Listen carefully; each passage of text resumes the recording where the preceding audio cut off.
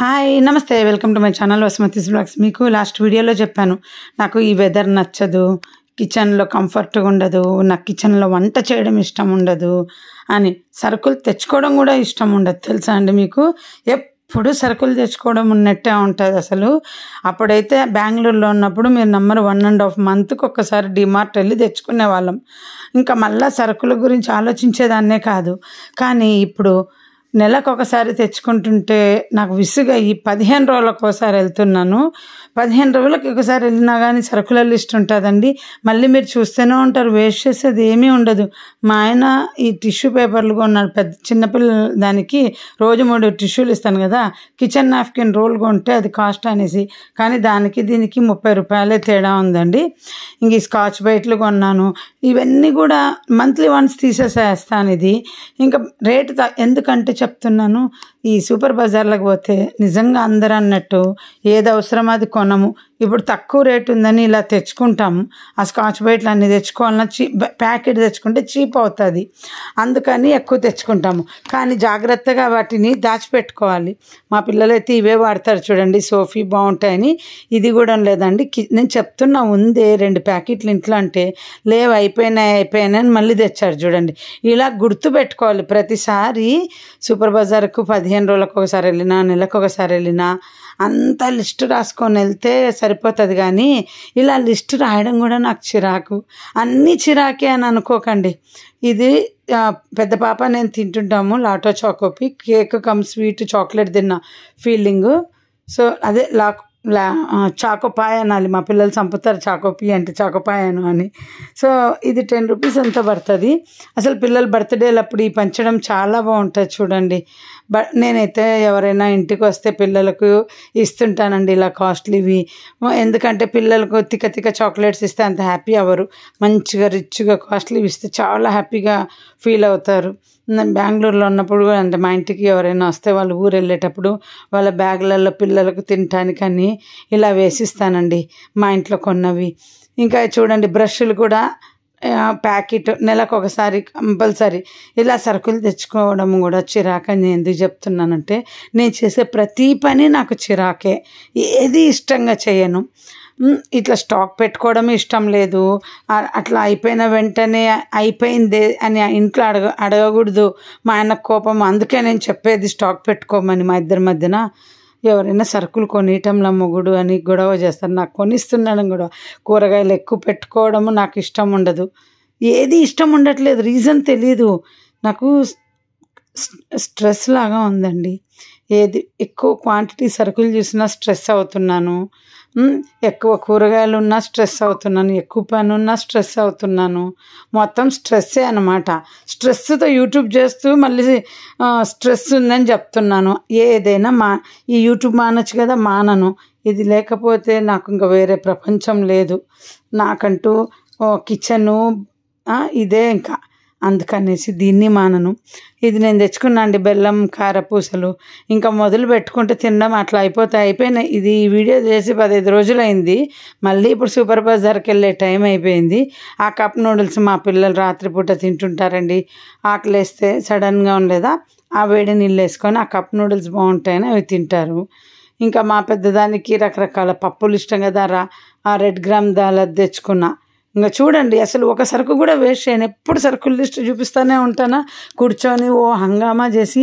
ఏదన్నా నేను పడేసినానని ఎప్పుడైనా చెప్పానా? వండుకున్న వంటలు పడేయను. ఇంత సరుకులు వండుతుంటే నాకు అనిపిస్తుంటుంది, అందరికీ ఇలా కుదురుతుంది, డబ్బులు ఉన్న వాళ్ళు కూడా ఇంత వండుకోరేమన్నా అంత అనిపిస్తుందండి. ఎందుకంటే ఎప్పుడు సరుకులు తెస్తా. రిలయన్స్లో ఏమైందంటే ఈ పప్పులు చిన్న ప్యాకెట్లే దొరుకుతాయి, అవే తెచ్చుకుంటాం. అవి కూడా ఎక్కువ కొనమంటాడు. నేను మా ఆయనకు చెప్పిన, ఈ పురుగు పట్టేదానికి నేను తీసి పెట్టుకోలేను, నా వల్ల కాదు అని.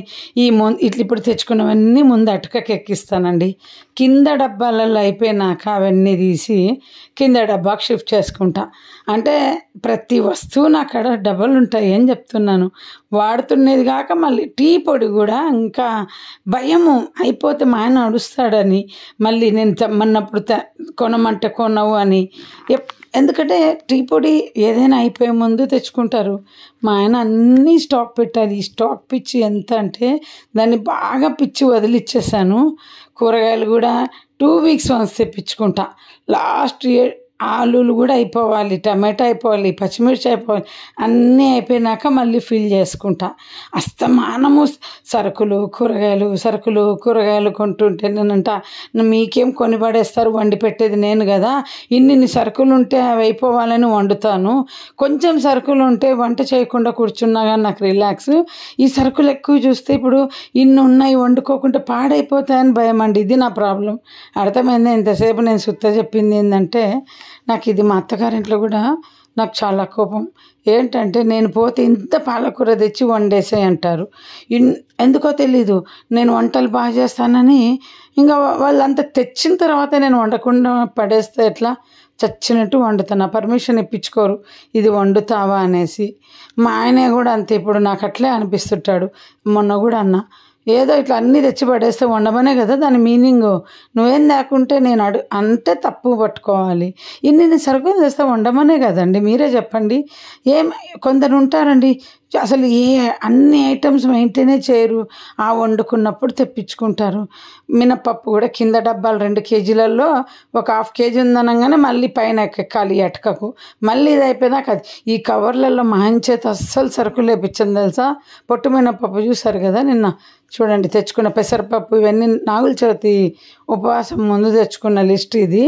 అప్పుడే మళ్ళీ సరుకులు షార్టేజ్. ఇప్పుడు కందిపప్పు ఉంది, ఇంకా ఈ కందిపప్పు ఉంది కదా అని వెళ్ళినప్పుడు మళ్ళీ దాన్ని ఆపం, మళ్ళీ రిపీట్ ఇది డై ప్యాకెట్లు కూడా 6 ప్యాకెట్లు అట్లా కొనమంటే నేను కొనానండి. నెలకు ఒకసారి పెట్టుకుంటా, 2 కొనుక్కుంటే అయిపోదా. ఎప్పుడు పోతూనే ఉంటాం. ఈ తలనొప్పి నాకు లైఫ్లో అన్ని తలనొప్పి. నాకు చిరాకైన విషయాలు ఇంకా ఉన్నాయండి. కంటిన్యూ మనుషులు ఇంట్లో ఉంటే కూడా చిరాకు తెలుసా. అందరి ఇంట్లో ఉండి వెళ్ళిపోతే ప్రశాంతంగా ఉంటుంది. పని మనిషి వచ్చినాక ఆమె వెళ్ళే వరకు కూడా ఎప్పుడెప్పుడు ఇంట్లో ఉండి వెళ్ళిపోతుందని, నేను ఒక్కదాన్ని ఇంట్లో ఉండాలని.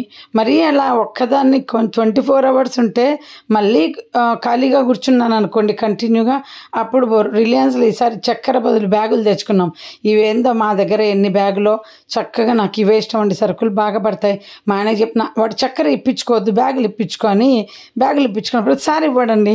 సో 3 బ్యాగులు వచ్చినాయంటే మా సరుకులు 6,000 దాటిందన్నమాట. 15 daysకి ఒకసారి 6,000 మినిమం అవుతుంది. ఇందులో ఏది వేస్ట్ చేయము. అన్నెసెసరీగా తిండి తింటున్నారని అనుకోకండి, మేమేమి ఎవ్వరం బండల్లా కూడా లేము. 100 కిలోలు 80 కిలోలు అట్లా. మలబార్ పరోటా చాలా రోజులైంది కదా అని నేను మా ఆయన తెచ్చుకున్నాం. మా పిల్లలకి ఇష్టం ఉండదు, మేమే తింటామని తెచ్చుకున్నాం.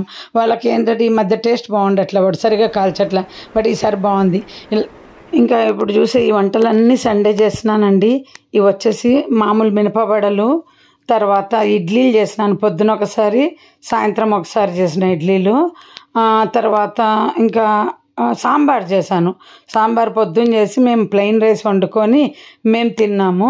ఇంకా కాజు స్వీట్, గెస్ట్ వస్తున్నారని కాజు స్వీట్ తెచ్చిపెట్టినాము. ఇంకా సగ్గుబియ్యం వడలు సాయంత్రమే వేసినాను. అన్ని సండే వంటలు. ఇంకా నెక్స్ట్ వీడియో కంటిన్యూషన్ చూడండి.